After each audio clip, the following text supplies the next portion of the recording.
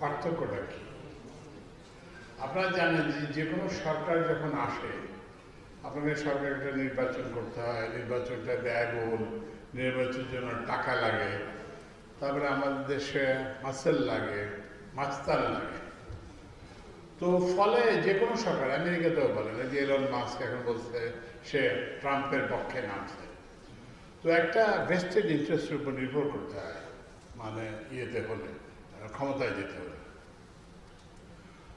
তো আমাদের আমাদের এই সরকারের যে পার্থক্য সেটা হচ্ছে সেখানে মানুষ ক্ষমতায় যায়, আমরা কিন্তু কেউ ক্ষমতায় যাই নাই। প্রফেসর ইউনূসও ক্ষমতায় যান নাই, আমিও ক্ষমতায় যাই নাই। আমরা একটা দায়িত্ব গ্রহণ করেছি এবং এই দায়িত্ব গ্রহণ করেছি, আমাদেরকে ছাত্ররা বলেছে যে এই দায়িত্বটা আপনারা নেন, আমরা সেই দায়িত্বটা নিয়েছি। তো সুতরাং এই সরকারের সঙ্গে আগের সরকারগুলো এবং অন্যান্য দেশের সরকারের সঙ্গে যে মৌলিক যে পার্থক্য সেটি হচ্ছে যে আমরা কায়েমি স্বার্থের প্রতি দায়বদ্ধ নই। তাহলে আমরা কার প্রতি দায়বদ্ধ? আমরা দায়বদ্ধ হচ্ছে হাজারের বেশি যারা শহীদ হয়েছেন রাজপথে এবং 30,000-এর মতো যারা বিভিন্ন হাসপাতালে হাত নাই, পা নাই, গায়ে অজস্র গুলি, চোখ হারিয়ে গেছে, কান উড়ে গেছে, তাদের প্রতি, এবং এই যে মাহিন এবং উমাদের প্রতি যারা এই আন্দোলন করে আমরা যেটা মনে করেছিলাম আমাদের জীবদ্দশায় সম্ভব না যে স্বৈরাচারের পতন ঘটানো, সেটি করা সম্ভব হয়েছে। তো সুতরাং আমরা এই তাদের কথাই মনে করে যে আপনারা সংস্কার বলেন কিংবা দৈনন্দিন সরকার পরিচালনা করতে বলেন, আমরা কিন্তু তাদের কথা মাথায় রেখে কাজ করছি। এরপরে আরেকটা কথা বলা দরকার, যে হচ্ছে যে সরকারটা আসলে কি? সরকারটা আসলে একটা আমানত। এই যে বললাম আপনি ইনফ্রাস্ট্রাকচার প্রজেক্ট বলেন কিংবা এটা একটা ফিডুশিয়ারি রেসপন্সিবিলিটি। আপনার এই যে হাজার হাজার কোটি টাকা খরচ করতেছেন, এটা তো আপনার টাকা না, আমার টাকা, এটা হচ্ছে জনগণের টাকা। সেটা যখন আপনি খরচ করবেন তখন তো জনগণের স্বার্থের কথা মাথায় রেখে আপনি খরচ করবেন, এইটাই তো প্রত্যাশা। এই জন্যই তো মানুষকে এই যে যারা ক্ষমতায় আসে কিংবা যাদেরকে দায়িত্ব দেওয়া হয়, এটার কারণ হচ্ছে এটা। তো আপনাদের আজকের যে আলোচনা, আমি প্রত্যেকটি বক্তৃতায় শুনেছি এবং নোট নিয়েছি। তো এখানে যে কথাগুলো আসছে যে সেই ফিডুশিয়ারি রেসপন্সিবিলিটি, এটা যে সরকার যে একটা আমানত, এই কথাটা আমরা ভুলে গেছি। ফলে আমরা ব্যক্তির স্বার্থ, আমাদের বন্ধু বান্ধবের স্বার্থ, আমাদের আত্মীয় স্বজনের স্বার্থ, সেগুলো বাস্তবায়ন করেছে। ফলে হচ্ছে কি মানুষ বিক্ষুব্ধ হয়েছে, মানুষ রাস্তায় নেমেছে এবং এই যে আজকের যে সরকার, তো এখন এই সরকারের কাছে প্রত্যাশা মানুষের আকাশচুম্বী। সবাই মনে করেন যে আমাদের হাতে একটা জাদুর চেরাগ আছে, আমরা আব্রাকাদাব্রা বলে দেবো, বা সাথে সাথে সবকিছু ঠিক হয়ে যাবে। আসলে বিষয়টা এমন নয়। কারণ হচ্ছে যে আমাদের একটা কঠিন পরিস্থিতিতে দায়িত্ব নিতে হয়েছে, যে কোষাগারে টাকা নাই, তারপর হচ্ছে যে বৈদেশিক মুদ্রা নাই, এমন একটা পরিস্থিতিতে দায়িত্ব নিতে হয়েছে।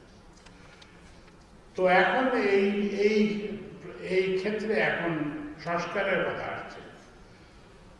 তো এখন এই যে সংস্কারের কথা আসছে, এখন হচ্ছে যে আমাদের তো হাতে খুব সময় বেশি নাই। রাজনীতিবিদরা উসখুস করছেন তারা দ্রুত ক্ষমতায় যাবেন, আমরাও চাচ্ছি যত তাড়াতাড়ি আমাদের আগের যে পেশায়, আমি শিক্ষকতায় জড়িত ছিলাম, আমি সেই শিক্ষকতার পেশায় ফিরে যেতে চাই। এই সময়ের মধ্যে, এই অল্প সময়ের মধ্যে কি করা যায়? তো সংস্কারের মধ্যে হচ্ছে যে মূল দুটো জিনিস, একটা হচ্ছে নীতির সংস্কার আর একটা হচ্ছে প্রাতিষ্ঠানিক সংস্কার। তো আমরা নীতির সংস্কারের কি ব্যবস্থা নিচ্ছি, সামান্য কিছু বলব। তো আপনারা জানেন যে আমার একটা দায়িত্বের অন্তর্ভুক্ত একটা খাত হচ্ছে বিদ্যুৎ এবং জ্বালানি খাত। এই বিদ্যুৎ এবং জ্বালানি খাতের ব্যাপারে জনমনের ভীষণ অসন্তোষ আছে এখানকার দুর্নীতি নিয়ে, তারপরে হচ্ছে বিদ্যুতের মূল্য বৃদ্ধি, লাগামহীন মূল্য বৃদ্ধি, গ্যাসের লাগামহীন মূল্য বৃদ্ধি, এটা নিয়ে জনমনের অসন্তোষ আসে। তো ওই জন্য আমরা প্রথমে যেটা চেষ্টা করেছি যে এই যে একটা দুর্নীতি হয়েছে, এই দুর্নীতির অবকাঠামোটাকে সম্পূর্ণভাবে ভেঙে দিয়েছে। ওই যে যেটা বললাম যে 2010 সালের আইন, যেটা বলা হয়েছিল আমাদের জরুরি, তো এখন জরুরি 2010 সালে জরুরি, 2024 সালেও কি এটা জরুরি? তাহলে তো জরুরি তো আর শেষ হবে না। তো এই আইনের মেয়াদ ছিল 26 সাল পর্যন্ত। আমরা বলেছি না, আমরা এই আইন আর ব্যবহার করব না। তারপরে ওই যে বাংলাদেশ আগে কথা ছিল যে বিইআরসি তেল এবং জ্বালানির বিদ্যুতের মূল্য নির্ধারণ করবে। সরকার একটা আইন করে বললো যে না, এখন থেকে আমরাই ওই একই আইনে বললো যে না, সরকার নির্ধারণ করতে পারবে, এবং বারবার মূল্য বৃদ্ধি করতে লাগবে। তা আমরা বলছি না, আমরা সেই পথে আর যাব না, আমরা বিইআরসিকে সেই তার আগের যে ম্যান্ডেট, সেই ম্যান্ডেটে ফিরিয়ে দেব। এরপর হচ্ছে যে প্রাতিষ্ঠানিক সংস্কার। আপনারা জানেন যে ঢাকা মেট্রোর যে প্রধান, ওখানে একটা ওই আর্টিকেলস অফ অ্যাসোসিয়েশনে একটা কথা ছিল যে এই মেট্রোর প্রধান হতে হলে আপনাকে সরকারের সাবেক সচিব হতে হবে। মেট্রো চালানোর সাবেক সচিব, আমরা সেই বিধানটাকে উঠিয়ে দিয়েছি যে মেট্রো চালানে যিনি মেট্রো চালাতে জানেন সেরকম দক্ষ। আপনারা জানেন যে একজন, এই জন্য আমরা বিজ্ঞাপন দিয়েছি ঢাকা মেট্রো এর জন্য, সেখানে কোনো সচিব হওয়ার কোনো প্রয়োজন নেই। আপনার মেট্রো সম্পর্কে যদি জ্ঞান থাকে, ধারণা থাকে, আপনি দেশে বিদেশে যদি আপনি মেট্রো পরিচালনায় কাজ করে থাকেন ম্যানেজমেন্ট লেভেলে, তাহলে আপনি উপযুক্ত বিবেচিত হবেন। এছাড়াও আরও আছে, যেমন ধরেন আমাদের একটা হচ্ছে বিদ্যুৎ খাতে একটা প্রতিষ্ঠান হচ্ছে power grid company of Bangladesh. তো সেইটার আমরা প্রধান হিসেবে কোনো সচিবকে নয়, আমরা ডক্টর রিজওয়ান খান, আপনারা জানেন যে ইনি বুয়েটের অধ্যাপক ছিলেন এবং ইউনাইটেড ইন্টারন্যাশনাল ইউনিভার্সিটির ভাইস চ্যান্সেলর ছিলেন, তাকে আমরা দিয়েছি। তো আমরা সেই কাঠামোগত পরিবর্তনগুলো করতে শুরু করেছি, যিনি জানেন এবং যার ওই যে যেটা বললাম যে লোভের ঊর্ধ্বে ওঠার ক্ষমতা আছে, যিনি সরকারকে আমানত মনে করেন, সেই রকম লোকদেরকে আমরা বিভিন্ন কোম্পানির বোর্ডে আনার। আরেকটা জিনিস যেটা উমামা এবং অন্যান্য সবাই বলছে যে আচ্ছা, এই যে ঢাকা, এই যে কর্ণফুলীর টানেল হলো, কে টানেল বানাতে বলেছে? মানুষকে এই টানেল চেয়েছে? তো এই জন্যই আমি গতকাল এই জন্যই আমরা এখন বাইরে যাচ্ছি, উন্নয়ন প্রকল্প করা এবং কোন প্রকল্প থাকবে, কোন প্রকল্প আমরা বাদ দেব এবং কোন প্রকল্প নেব, এটা জানার জন্য আমরা মানুষের কাছে গিয়ে যাচ্ছি। তো গতকালই তো আমি আমার সহকর্মীদের সহ ভোলা গেছি। তো আপনারা জানেন যে ভোলাতে গ্যাস আছে, তো ওখানে গ্যাস আছে। তো এখন ওখানে আমাকে একটা মানববন্ধন, আমি যাওয়া উপলক্ষে একটা মানববন্ধন হয়েছে যে ভোলার গ্যাস ভোলায় দিতে হবে, মানে গ্রাহক গিয়ে দিতে হবে। তো এখন আমাদের উন্নয়ন পরিকল্পনাটা কি, মানে কোথা থেকে আমরা শুরু করব? আপনারা জানেন যে আমরা বছরে প্রায় 5 থেকে 6 হাজার কোটি টাকার মূল্যের এলএনজি আমদানি করি, এবং এটা কিন্তু ক্রমাগত বাড়তে থাকবে। যদি নতুন কোনো গ্যাসের ডিপোজিট না পাওয়া যায় তাহলে এগুলো বাড়তে থাকবে, কারণ আমাদের যে এক্সিস্টিং ডিপোজিট এটা কিন্তু ডিপ্লিটেড হয়ে যাচ্ছে, এটা ক্রমাগত কমে যাচ্ছে। এটা যদি নতুন না পাওয়া যায় তাহলে যেটা বলে এটা 6,000-7,000 কোটি টাকা, এবং এটা ক্রমাগতভাবে বাড়তে থাকবে। তো ওই জন্যই আমরা এখন ঠিক এই জন্যই আমরা বলছি না, আমাদের তো এখন চেষ্টা করে দেখি গ্যাস পাবো কি পাবো না, সেটা তো একটা দৈবের ব্যাপার কিংবা ওখানে মাটির নিচে থাকার ব্যাপার, কিন্তু আমরা সেখানে ওই যে যেটা বললাম ভোলাতে গ্যাস কূপ খননের কাজটাকে অলরেডি আমরা 5টা কূপ খনন করার নির্দেশ ওখানে ব্যবস্থা করেছিলাম। তা আমি যাওয়ার পরে সেখানে আরও 4-5টা কূপ খনন করার নির্দেশ দিয়ে এসেছি, যাতে করে আমরা সেখানে যদি আমরা পাই, নতুন গ্যাস পাই, তাহলে আমরা সেখানে করতে পারবো। সেখানে আমরা তাহলে এই যে এলএনজি আমদানি নির্ভরতা এবং এই যে বৈদেশিক মুদ্রার যে সংকট, সেগুলো থেকে আমরা বেরোয় আসতে পারবো। তো ওই জন্য আমরা চেষ্টা করতেছি যে উন্নয়নটাকে প্রয়োজনের সঙ্গে, জনগণের প্রয়োজনের সঙ্গে সম্পৃক্ত করতে। তারপর ওখানে গেলাম, আপনারা জানেন যে ভোলা একটা লম্বা দ্বীপ, তো ওখানে হচ্ছে বিদ্যুতের একটা লাইন আছে, ও শহরে মাত্র একটাই রাস্তা। তো সেখানে একটা রাস্তায় একটা লাইন নিয়ে ওখানে বিদ্যুৎ যায় না, তাহলে বিদ্যুতের বিভ্রাট হয়, ভোল্টেজ কমে। তো ওখানে একটা সাবস্টেশন বসানোর কাজ দীর্ঘদিন ধরে চলছে। তো সেই সাবস্টেশনটা যাতে দ্রুত নির্মাণ হয়।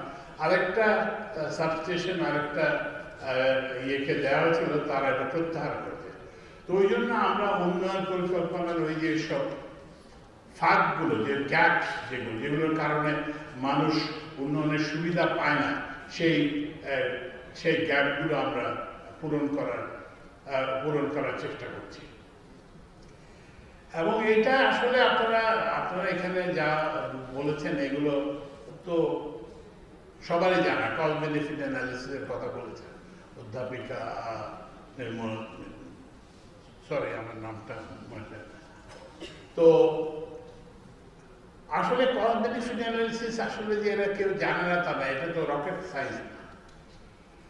কিন্তু এই যে হলো, পদ্মার উপরে সেতু হলো, এটা নিয়ে অনেক কথা হলো, কিন্তু এর নিচে যে রেল সংযোগ হলো, এটা নিয়ে কিন্তু খুব আলোচনা হয়নি। কিন্তু ওখানে কিন্তু আরো বেশি টাকা খরচ হয়েছে, প্রায় 40,000 কোটি টাকা। আমরা এটাকে কাটছাট করে 2-3 হাজার কোটি টাকার মতো ব্যয় করছে। ব্যয় ঠিক রাস্তা যাওয়ার আগে দেখলাম যে এইটা প্রকল্পে ধরা হয়েছে যে প্রতি বছর 1400 কোটি টাকা পাওয়া যাবে। তো আমি জিজ্ঞেস করলাম যে এখন তো 6 মাস হয়েছে, 6 মাসে কত টাকা পাইছেন? বলে 37 কোটি টাকা পাইছে।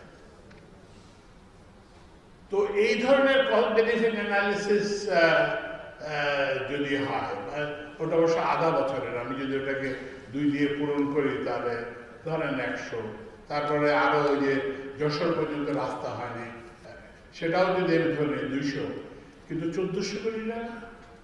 তো ওই জন্য এগুলোর মূল কারণ হচ্ছে যে আমরা সরকারকে কোনো আমানতদারি প্রতিষ্ঠান হিসেবে মনে করি না। ওই যে যেটা বলা হলো যে আগে ঠিকাদার ঠিক করে তারপরে প্রকল্প প্রণয়ন করা এবং প্রকল্পের টেন্ডার করা, এটাই ছিল নীতি। তা আমরা এই নীতিগুলোকে ভাঙার চেষ্টা করছি। পাবলিক প্রকিউরমেন্ট রুলসের কথা বলা, আমাকে ওই যে কথা বলছে, স্যার আমরা তো স্যার পিপিআর ফলো করি, আমরা টেন্ডার করি। তো তাহলে টেন্ডারে যদি করেন, আপনাদের পিপিআর এর উদ্দেশ্যটা কি? উদ্দেশ্যটা হচ্ছে প্রতিযোগিতা করা হবে, উদ্দেশ্যটা হচ্ছে ব্যয় কম হবে, উদ্দেশ্যটা হচ্ছে স্বচ্ছতা হবে। তো সেটা কোথায়? তো সেই জন্য আমরা এগুলো নিয়ে আমরা দেখতেছি। আমরা অধ্যাপক ওয়াহিদুদ্দিন মাহমুদ, আপনি জানেন আমাদের পরিকল্পনা উপদেষ্টা, এবং আমরা যারা মেজর ইনফ্রাস্ট্রাকচার রিলেটেড মিনিস্ট্রি, যেমন local government, roads and highways, railways, এবং ওয়াটার ডেভেলপমেন্ট এবং পাবলিক ওয়ার্কস, আমরা মিলে এই জিনিসগুলোকে আমরা দেখতেছি যে এটা দেখে এখানে কিভাবে প্রকৃত প্রতিযোগিতা সৃষ্টি করা যায়। এই যে আপনার যে আমানতদারি, এটাই কিন্তু যারা আপনাকে ক্ষমতা দিয়েছে, যাদের পক্ষে আপনি দায়িত্ব নিয়েছেন, তারা কিন্তু এইটাই চায় যে প্রতিযোগিতা হবে, কিন্তু প্রতিযোগিতা নির্বাসিত হয়ে গেছিল। আমার এখানে ফাইল আসে যে আরেকটা জিনিস হচ্ছে যে আরেকটা কথা বলা হয়েছে যে প্রকল্পের ব্যয় বৃদ্ধি, মূল্য বৃদ্ধি। আমাদের রেলওয়ের ইয়ে আছেন এখানে, মহাপরিচালক আছেন, আমি সকল ফেলে বলছিলাম প্রকল্পের মেয়াদ বাড়বে না, প্রকল্পের কি বলে ব্যয় বাড়বে না। একটা উদাহরণ দিই, মেঘনা পেট্রোলিয়াম একটা 10তলা 20তলা একটা অফিস ভবন করবে। তো আমার কাছে আসছে যে বলছে যে 300 কোটি টাকা ব্যয় বাড়াতে হবে এবং 2 কোটি টাকা আরো 1-1.5 বছর সময় বেশি লাগবে। তাহলে সেটা কোনো প্রয়োজন নেই। আপনি তো একটা পেট্রোলিয়াম কোম্পানি, আপনি তো রিয়েল এস্টেট কোম্পানি না, আপনার কেন 20তলা, আপনাদের কেন 20তলা বিল্ডিং কেন লাগবে? আপনার 4-5 তলা যেই টাকা আছে, যেই সময় আছে, সেই সময়ের মধ্যে আপনারা এটা শেষ করবেন, কিন্তু কোনো ইয়ে হবে না, মূল্য বৃদ্ধিও হবে না এবং ইয়ে হবে না। তো এগুলোর আবার একটা ইয়েও আছে, একটা ফ্লিপ সাইডও আছে। সেটা হচ্ছে যে আপনি যদি অর্থনৈতিক কর্মকাণ্ড বন্ধ করে দেন, তাহলে তো জিডিপির গ্রোথ শ্লথ হয়ে যাবে। তো ওই জন্য আমরা সেটাকে চেষ্টা করতেছি, আমরা যেগুলো বাজে প্রকল্প, এই যেটা বললাম যে আপনি আপনার বাড়িতে যাবেন, সেই জন্য 1000 কোটি টাকার প্রকল্প করবেন, এসব বাড়ি যাওয়ার প্রকল্পগুলোকে আমরা কেটে ছেটে আমরা সেখানে জনগণ যেটা চায় সেই ধরনের, যেমন এই যে ভোলার মানুষ ব্রিজ চায়, তারপরে হচ্ছে যে বিভিন্ন জিনিস। আমার বাড়ির সন্দীপ, ওখানে লোক গিয়ে মারা যায়, ওখানে একটা ফেরি সার্ভিস চায়। তো এইসব ছোট ছোট সবগুলোই ছোট না, এইসব যেগুলো লো হ্যাঙ্গিং ফ্রুট বলি আমরা, যেগুলো অনেক মানুষের উপকার হতে পারে, সেই সব প্রকল্পকে আমরা অগ্রাধিকার দিতে চাই। তো এই জন্য আমরা আপনাদেরকে যেটা আশ্বস্ত করতে চাই যে আমরা কোনো ভেস্টেড ইন্টারেস্টের উপর নির্ভরশীল না, এবং আমরা যেটা বললাম যে গণ অভ্যুত্থানের যে আকাঙ্ক্ষা, সেটাই আমাদের আকাঙ্ক্ষা, সেটাই আমাদের রাষ্ট্র পরিচালনার যে নীতি, সেটাই আমাদেরকে গাইড করে। এবং এই যেটা বললাম, সরকারকে আমরা একটা আমানতদারি হিসেবে গ্রহণ করেছি, এবং আমরা যতদিন এই দায়িত্বে আছি, আমরা সেই আমানতদারি করব।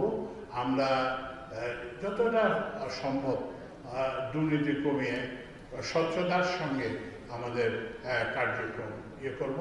এই ব্যাপারে আমরা সাংবাদিকদের সহযোগিতা চাই। এবং যেটা বললাম যে ওই যে প্রকল্প আপনারা যারা সাংবাদিক করেন, আপনারা কিন্তু আমাদেরকে জানান যে কোন প্রকল্পটা দরকার আমাদের। এখন আমি পাই যে এই প্রকল্পে দুর্নীতি হয়েছে, এই প্রকল্পে দুর্নীতি হয়েছে।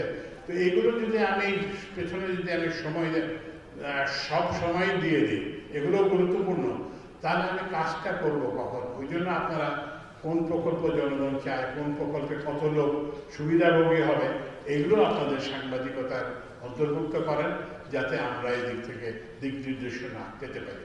তো সবশেষে আমাকে আমন্ত্রণ জানানো আপনাদের সবাইকে ধন্যবাদ জানাচ্ছি। ধন্যবাদ।